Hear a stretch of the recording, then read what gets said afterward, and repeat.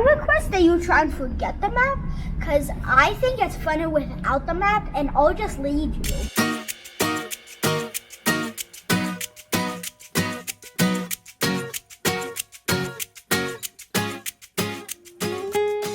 Welcome back to Hourless Life. If you are just joining us, we are Eric and Brittany Highland, and along with our 6-year-old son Caspian, we're attempting to drive around the world in our home, a 2021 Jeep Gladiator we call Dauntless. Our goal with our YouTube channel is to give you a first-person point of view and show you what a real global overlanding journey is like. If you haven't yet, hit the subscribe button. We'd love to take you around the world with us. If you missed our last video, we took you with us around a massive landslide that took out a huge section of the Pan American Highway as we made our way south to the magical city of Cuenca, Ecuador. Once in Cuenca, we started enjoying the city together as a family, but then I got some unexpected news that really shook my world and forced us to make a short notice, unexpected change in our journey. If you missed that video, we'll link it here. Because of the unexpected news, we never really got a chance to show you the city of Cuenca, and we want to do that now. So in today's video, we're going to spend some time showing you around the city and sharing some of what you could expect to find in Cuenca, which is arguably the most magnificent city in all of Ecuador. Despite the tragic news that we shared in our last video, Brittany and Caspian were able to spend some time together in the city, making friends and having fun while I was out of the country. And when I got back, we had just a few days to get ready to continue our journey south towards Peru. So let's pick up right where we left off. Brittany and Caspian are all alone in Ecuador, and now she gets to tell you her side of what happened while I was away. We have been in Cuenca, Ecuador for about a month now. When we got here, we weren't sure how long we were going to stay. We had booked 2 weeks, but we really liked the city. We started to make friends, and Caspian had a caretaker who was coming a couple times a week and speaking Spanish with him. Grande pastel. ¿Un pastel grande? Mediano. ¿O mediano? Ok, vamos a hacer uno mediano. We thought that it was going to be a place where Eric would catch up on YouTube videos and I would get a lot of writing done and we would relax and rejuvenate before crossing the border into Peru, but it did not turn out that way because we lost Eric's mom. And so he had to make a last-minute emergency trip to Seattle, and since then he's been there taking care of his mom's affairs, and Caspian and I have been holding down the fort in Ecuador. When my parents found out that Eric had to leave Caspian and I in Ecuador, they were concerned. My dad even offered to fly down to be with us.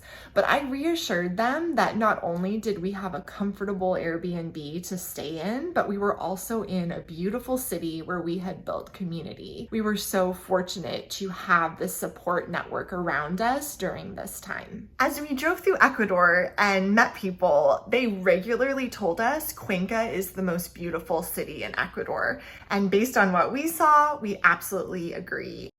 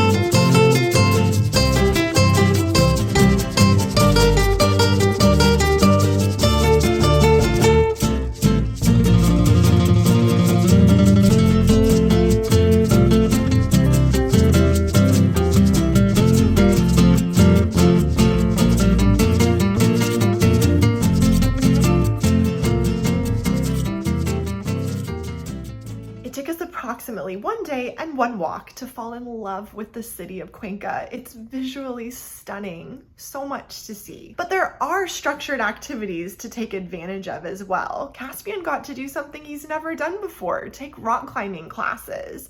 And in general, it's such a family-friendly city with playgrounds and parks to run around in. Another thing that everyone of all ages enjoys doing is visiting the largest museum in the city called Puma Pungo. This is a beautiful representation of the vibrant culture of the whole country of Ecuador. It breaks down the different regions in the country. Mommy, I request that you try and forget the map, because I think it's funner without the map, and I'll just lead you. To just round the corner and it be a surprise. Showing you the different handicrafts of the people, what they wear, the instruments that they played. There's even reconstructions of their villages. Some of the traditional housing, how it's different from the coast to the mountains. Outside the museum, in the back, archaeologists have uncovered Incan ruins, and so visitors can see the terraces, how they cultivated their crops. It was extremely sophisticated, with lots to learn from about how the farmers rotated their crops and kept the soil healthy. There's even gardens of the traditional crops of Ecuador, many of which we got to see as we were driving through the country, so it was really cool to finally learn what their names were. There's so much to see and do in Cuenca that there isn't an overlander who comes through the country and doesn't stop in to see this place. We were able to meet so many overlanders while we were in the city, including people that we only knew online and had never met in person before.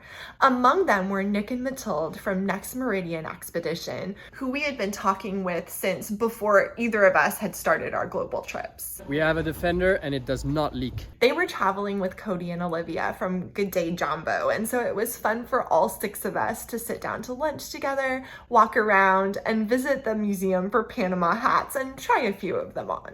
This is Ecuador. Oh. I could do Ecuador, you could do Panama. There was enough to see and do in the city of Cuenca to keep us occupied for a full month, but there are even activities just outside the city. Our friends the Davies family invited us to join them on a hike in Cajas National Park. So Caspian and I got up early in the morning, walked about half an hour to the bus station, and then hopped on a bus with our friends to drive an hour and a half to get to the national park. From the visitor center, we did the loop hike around the laguna. Even though we were above the tree line, there was so much interesting plant life to see that we couldn't see at the lower elevation in Cuenca. It was really cold, so we had to bundle up, but the kids were all troopers. We're in a hiking trail, and I'm not sure how we're gonna get through this. We'll have to look for another trail. But come here. I think that's the end of the trail, son. It's always more fun to explore with friends. Where did the boys go? Where did they go? It's a beautiful view. We're having a lot of fun. Caspian and Talus did a lot of exploring on their own. They found rocks, they jumped through mud, they hid in bushes and jumped out at us. It was so fun to see them together and to know that they were enjoying their surroundings and the natural world and learning as they went along. Caspian, you made it all the way around. How do you feel? Exhausted. But was it fun? Chocolate milk with a view. Look at your view. At the end of our month together and all the time we had spent and things we had seen and explored, we had to say goodbye to our friends. The gift of being in one place for so long is that we get to build deeper relationships than we normally have on the road. The hard part is that when it comes time to say goodbye, it is a lot more painful than normal, and we really spent a lot of time with this family while we were in Cuenca. Caspian, awesome getting to meet you, buddy.